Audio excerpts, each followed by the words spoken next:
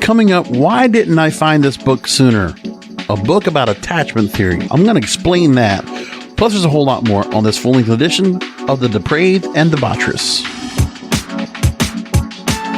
Greetings and salutations. This is King of Podcasts. Thanks for listening in to the show, Depraved and Debaucherous, which you can find wherever you find podcasts. It's available everywhere: Apple, Amazon, Spotify, Google, iHeartRadio, and more. And I do have a website, depravedanddebaucherous.blogspot.com. I'm still thinking about putting a URL, something a little more customized in there, but for the moment, I have put the website up. And you can find all the past episodes there and links to everything that I'm working on. Plus, you can email the show just right from the website, depravedanddebaucherous.blogspot.com. So I hope you'll consider that. So I said I've been listening to a book now on Audible. The book is titled Attached. Identify your attachment style and find your perfect match. Now, this book came back in 2010. I didn't even know about it. But when they brought it up in the plan, I was like, all right, let me check this out for myself. I had to look, and I'll tell you, I'm so surprised that I did not get to this book sooner. When I'm looking through Audible on a regular basis, and I'm looking for books to help me with relationships, I had to go back in and keep looking and looking. So the book is in here, and let me just give a quick mention of what the book is about. They wanted to find out in this book, Dr. Amir Levine and Dr. Rachel Heller, they wanted to find out why some people seem to navigate relationships effortlessly while others struggle, which I'm absolutely in this department. They mentioned that discovering an understanding of adult attachment helps us find and sustain love. This is something we have to figure out for ourselves, where it comes to something when we were in childhood. On how we are attached.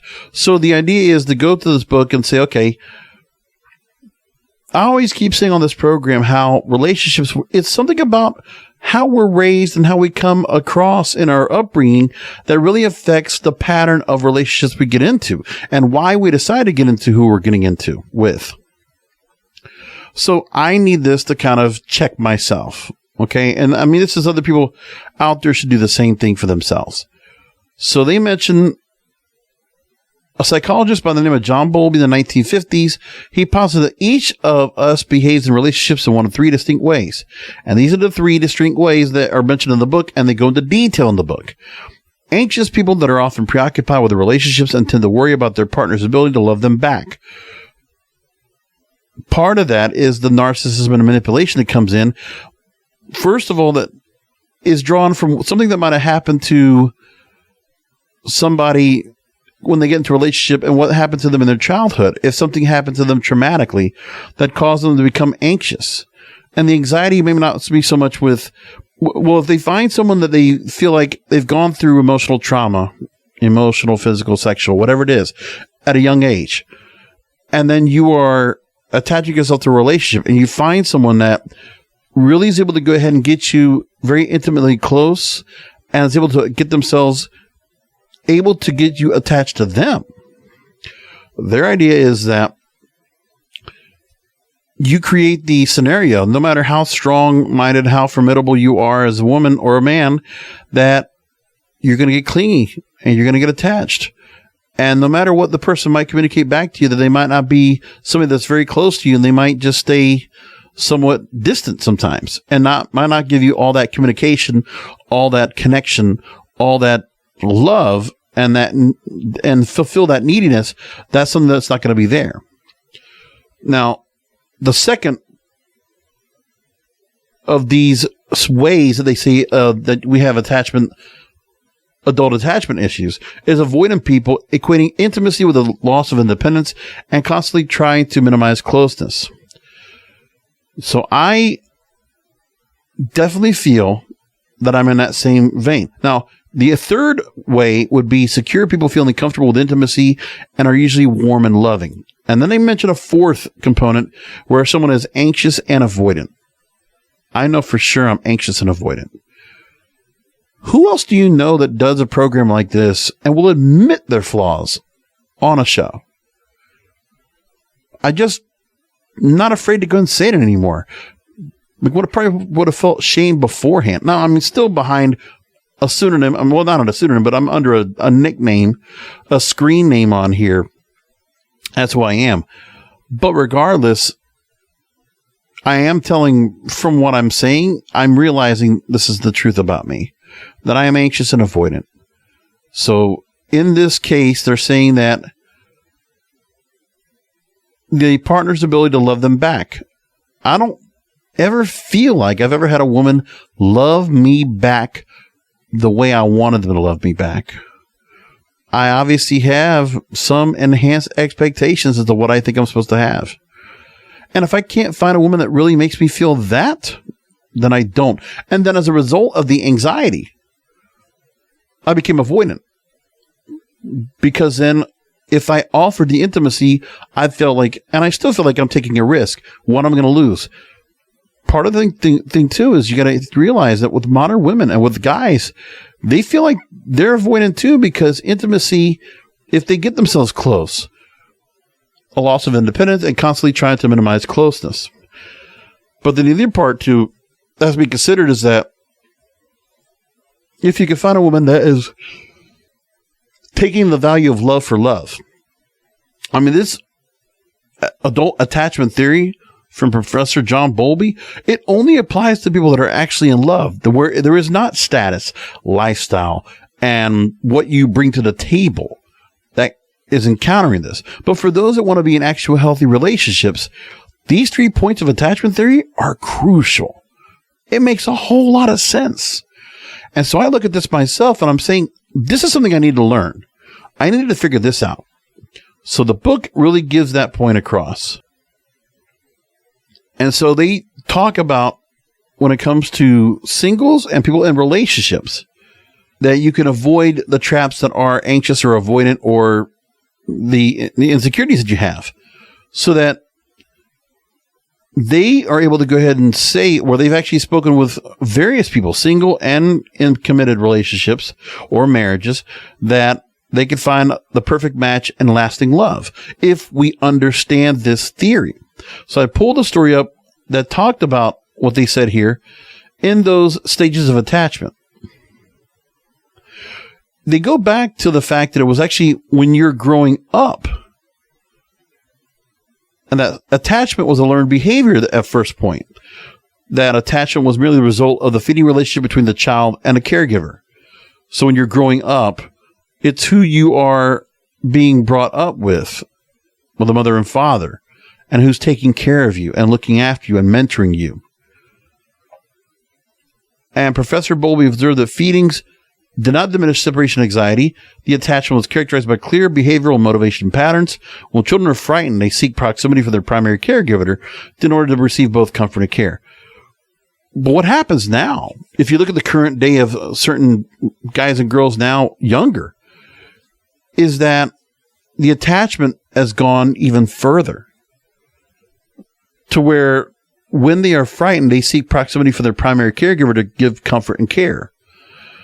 But what if those parents are helicopter and they're not around? Or when the parents are not properly caregiving their child or their children, because then they're just keeping them in that safety bubble. Oh, it's okay. We're not going to let you out there anymore. We're going to keep you in this bubble. We're going to keep you safe. We're going to keep you home. And that for a child to survive, sure, the earliest bonds of children with their caregivers have a tremendous impact that continues throughout life, and attachment serves to help keep the infant close to the mother. But we know that there's a point as you're getting to adulthood that you have to go ahead and bring that child going into puberty to being a teenager to adulthood. They have to be out there on their own, kind of be their own latchkey. They have to be able to grow and take risks, go out there, find what's going on. They might get hurt. They might suffer a little bit, but they have to learn how to live in the real world when they know that their caregivers will not be there for them. Because then they need to learn to become their own caregivers to the next person they're with, whether it's their significant other or their own children down the line. It's a cycle. We don't always understand that. And so the attachment is good in the early stages, but then bad when you get older because of how you're not taking it. So there's attachment styles displayed in adulthood are not necessarily the same as those in infancy. Early attachments can have a serious impact on later relationships. Adults who were securely attached in childhood tend to have good self-esteem, strong romantic relationships, and the ability to self-disclose to others. But how many of us have that pure attachment? Because remember, we all had parents that were not there at all times to raise us. Like, I mean, how many of you out there had a mom that was stay at home, or had the chance to have a dad that was stay at home, or would be home so often to spend time together? I mean, I don't know, for my family, it's a two-income family. Everybody's working. And that might have taken a little bit of effect on where I am right now. But the one thing in the book I'm reading doesn't try to say that the attachment is a result of what my parents did for me. They actually say it's the opposite. The fact that my parents might have been a little bit busy and didn't have time is irrelevant. And I believe that's true because I think I came out raised fine. My only little bit of query is, I can be sociable, and I can be sociable given the situations. That's easy. But with relationships with a significant other, with the opposite sex, it's been tough. And that's because I have gotten anxious because the rejections were so hot and heavy for a long time. I also kept going after the wrong women. I know that. And then that created the avoidancy.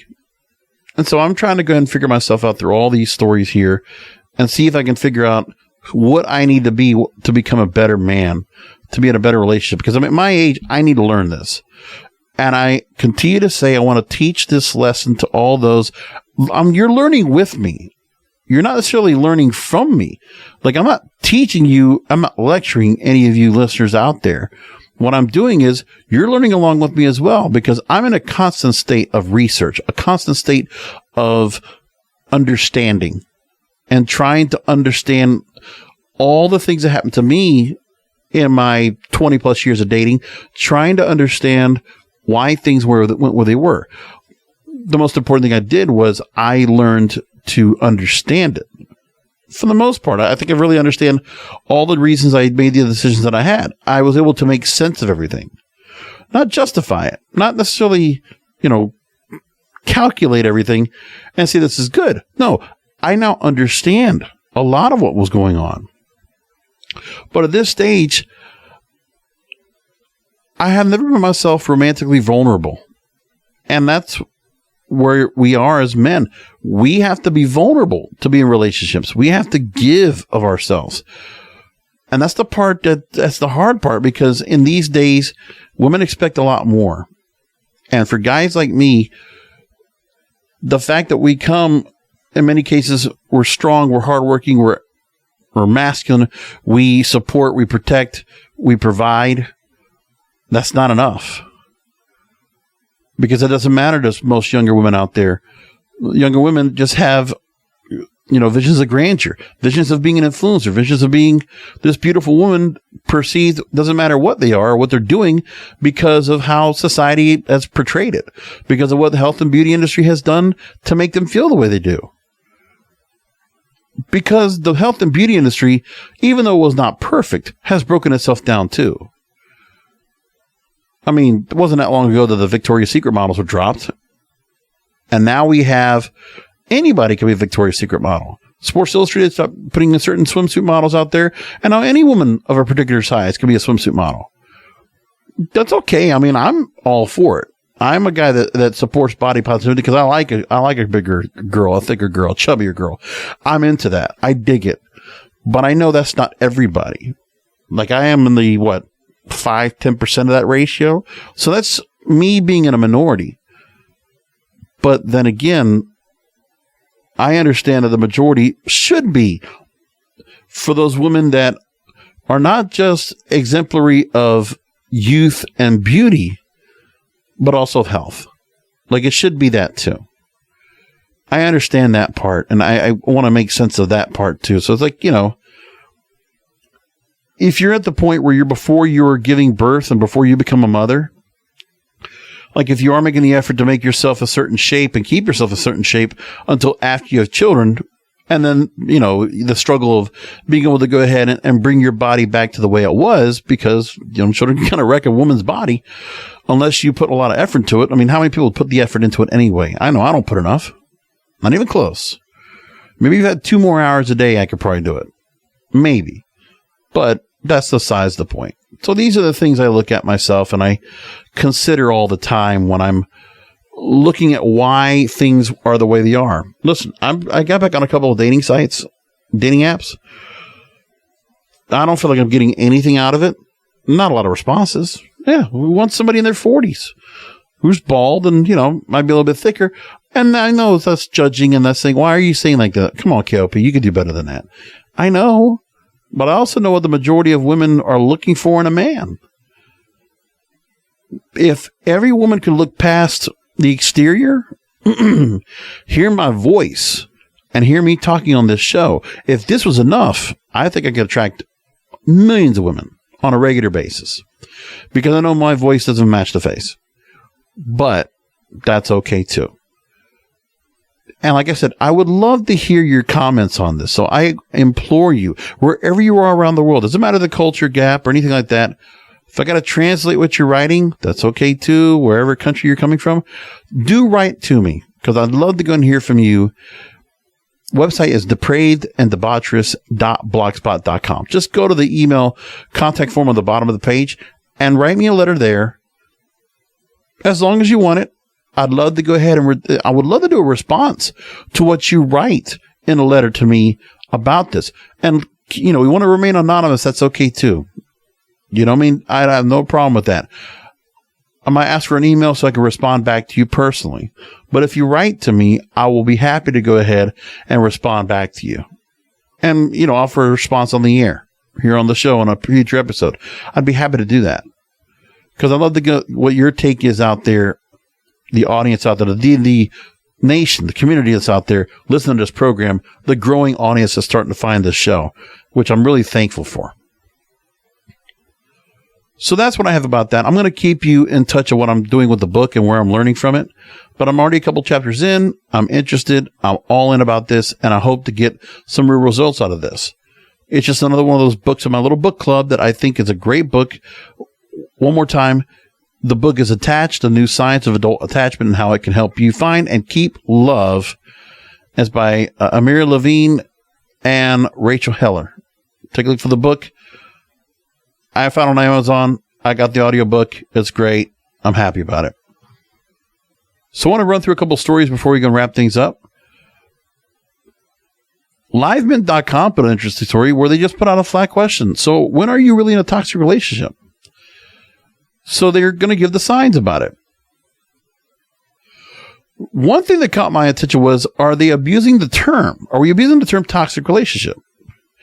And they put a scenario. Imagine it's your anniversary. You decide to surprise your partner with a fancy candlelit dinner.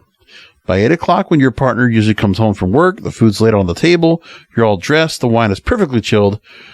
Your partner then calls to tell you they're running late by an hour.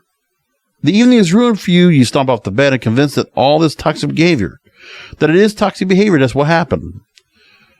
Is it, they question? Not necessarily. While a partner who is tardy all the time, especially when they know that tardiness is triggering you, can be labeled as toxic, a one-off incident is far from that. Divya Shrestava, a counseling psychologist and founder of Silver Lining Wellness, says that while behaviors and relationships are complicated, it's essential to understand that there are many times where the term isn't warranted, that the person doesn't comply with us or agree with our words, actions, or thoughts. This can be distressing and bring up a wide range of emotions, but that's not toxic. And then another expert mentions that, and this is from Dr. Amit Malik, founder and CEO of Amaha Health in Mumbai, India, says that more individuals are beginning to recognize that a situation may be toxic for them and trying to emerge from it. Quote, hence, it may seem like the term is being used more often. People are learning more about their well-being and their mental health. And while they may not realize it, unhealthy behavior towards others are often normalized and seen as something that needs to be accepted. But see, I think he's probably partly right, but I also think that those that are understanding their mental well-being and their mental health, it's triggered because of the fact that they encounter some trauma growing up. or have come out of it from another pattern of another relationship that was toxic, and now they just landed in the arms of another toxic relationship. But you don't know how to get yourself out of it, to pull yourself out of that constant part. But that's because you need to be able to confront what happened to you. And I always thought that there's some ways where you can exercise whatever that person has as a mental grip on you and pull it away and destroy and sever that tie. Because I think what you do is when you have somebody that you've been in a toxic relationship with and they keep responding to you, keep reaching out to you, you can't just block it. You just can't block them. You just can't, report them. You can't put them in spam. You can't just block the number. You have to have that severed, full drag out, self-destruct button, never coming back. No chance of the relationship coming back ever again. Some people just really need that to happen. And if not, they need to make the attempt that they're trying to hold on to something that is not good for them. And the person that would normally be resistant and avoidant and wants to push them away and say, no, I'm never with you again. Like if you're broken up with somebody and you feel the clinginess, you feel the neediness, they're toxic to you, but you can't help yourself. You got to go back. And then you try. But then you need to have that person in your face say no and just push you away. Because then you need to feel that breakup. You got to feel the breakup. You got to feel the emotion. You got to have that cry. You got to have that broken heart. And, guys, if you are going to break up with a girl and you think she's not going to go ahead and you need to make sure that she's not going to come back because you don't want her to come back for the good of her, you need to go ahead and do a real serious confrontation, get everything out in the open and break it off for good. It was interesting. A couple days ago, there was a girl that reconnected with me several times online, reached out on my Instagram and my Facebook, and it was somebody I went out with a couple of times. And she was talking about how, and I think, was it last week or the week before? She talked about how she valued and appreciated the relationship I had with her. She flaked on me because there was an issue of trying to make time to get together. Because when I tried to schedule time, I say, listen, I'm still going on with things right now with family. Maybe I can get together on Tuesday. Well, she basically shut everything down and made herself available on Tuesday. And then she complained when I told her, maybe I could do Tuesday, but I never confirmed anything. So she kind of let that go. We kind of let that rest. We talked about it. Then we tried to get on Friday. And I was just waiting for her. Okay. And then she's having an issue where she's in between jobs. She finds a job, gets in on Friday, and then she was snarky and snapping back at me about, making time and what we were going to do together. And she just, I don't know, she was just being odd. And just trying to talk logically to her, she don't want to hear that. Whatever it was, she was in a mood after she found herself in a situation she was trying to get herself out of. Right? She had some little financial struggle, going in between jobs, things like that, and still wanted to keep me around to talk and to communicate with and to build another bond with again, which was like, you know what? This is why you don't go back to the recycle bin. You don't do it. And when I was talking to her, I was laying everything out on the line with her. We were kind of like, everything was out in the open, just expressing myself. And I just remember that I told her how I felt, my feelings about everything that was going on with her and everything else without going into detail. And she just blew me off. She just really said, F you, don't ever talk to me again. All right. Block me on Facebook, block me on Instagram. Okay. But that's her closure. But that was after I closed off with her because she did it on text, on social media. When I did it with her, it was over the phone. And that was because of the fact I could never get her to make time to go out with me. So she's trying to make the whole excuse that I wasn't making the time. Whatever. But I made sure to sever it. And somehow she still came back to me anyway, asking to get back together. Only to self-destruct it again. But then again, maybe she wasn't that great of a girl. I feel bad for her, but I wish her the best. That's all I can do. And I'm going to leave it there for the show. I can talk a lot more. Actually, you know what? There's one more story I'm going to talk about. the area of psilocybin, I want to make this point because psychedelics is becoming a very point of mind for me right now over on my full-time commitments. Cannabisradio.com, we're launching a couple new series, both in the areas of psychedelics. We're going to have 3 shows, which will include psychedelics. 2 that are primarily psychedelic shows, and we already have 1 show that's kind of embraced the psychedelic culture as well, talking about it along with Cannabis Talk, and now we're going to have a second show the same way. So we'll have 4 shows that are on the medical side. 2, one is a naturopathic doctor. The other one is a clinical pharmacist. They are doing shows with us now in existence. One is coming into it to join the network, and she's been doing a show for the last 3 years or so. And then 2 shows, one that's already launched called Psychedelic Radio. The folks at My Self Wellness based in Bonita Springs, Florida, Charles Patty and Christina Thomas. I would put Christina normally at the front of the marquee, but they're both together. I'll tell you, I would absolutely recommend listening to the show and checking it out for yourself. Psychedelic Radio is so awesome. They are so lovable, so likable. What a great couple, and what a great story they tell about psychedelic experiences. They run a ketamine clinic in Southwest Florida, and they're doing their work on this, and it's really it's fascinating what they're doing so far. So I like that, what they're working on. It's really amazing stuff, great stories they're telling as well. I'm all in for it, so I'm really excited to see what they're going to say. In the meantime, the other story we're going to have is for those that are learning about the journey themselves. So if you're doing a ceremony, or if you're doing treatment and you're looking for guides to help you on that psychedelic journey, that psychedelic passage, we have a show that's, the same company, psychedelicpassage.com. They're hosting a podcast of the same name, and that's Nicholas Levitch and Jimmy Nguyen that are doing that show, and they're really cool together. We've already produced a bunch of shows for both of these, so we're stacked right now with new programming. We're going to give those out. And so the first 3 episodes of Psychedelic Radio are already available at cannabisradio.com.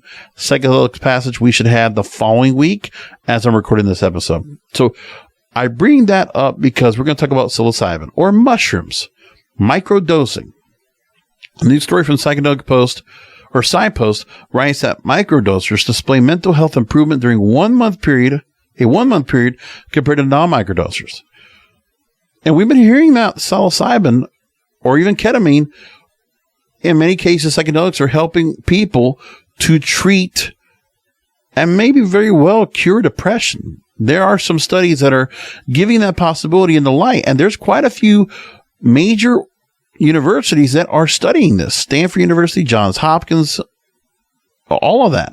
They're all checking this all out. And then we look at King's College in London. The research is being done. And remember the psychedelics, a number of the treatments are already FDA approved. So they're already legalized. Ketamine is legalized, FDA approved. And there will be others that will fall the same way. Psilocybin is in that same vein right now as well. Magic mushrooms. So scientific reports put out new research. And the psilocybin treatment research has been out there, has talked about doses large enough to contribute to a substantial alteration of one's consciousness.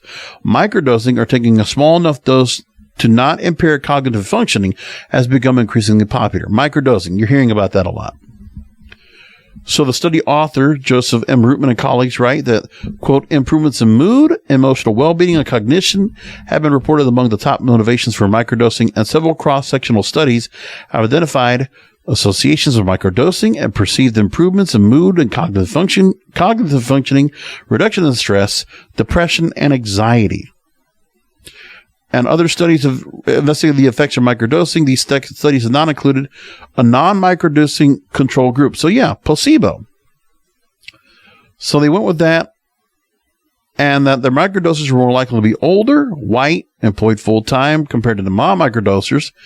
And all the demographic variables do not differ between microdosers and non-microdosers. And the non-microdosers display greater improvements from baseline after 1 month on depression, anxiety, and stress scores compared to non-microdosers. So they can actually see improvement in depression, improvement in anxiety, and improvement in stress. More stuff in the link that I already have linked to the description of this show. So take a look for that wherever you find the show. If it's on Apple, Amazon, Spotify, iHeartRadio, Google, what have you. Or you might find this show on the YouTube channel, youtube.com/JBRASCO951. Got a couple hundred subscribers there. I hope you'll make yourself a subscriber too. Ding that bell. Click on it so you never miss an episode. I put up content 4 times a week, and I hope you'll go ahead and check that out for yourselves. Thank you for listening to the program, as you always do. Actually, 5 times a week, because I do twice on Wednesdays. That's right. This new episode now, the full-length edition, which I now record fresh every Wednesday. And then the other episodes I record in advance, the mini episodes, which you'll catch on Mondays and Fridays. So I hope you'll check that all for yourselves. Thanks for listening in, finding the show as you always do. And just remember, much like yours truly, the King of Podcasts, we are all a little depraved and debaucherous.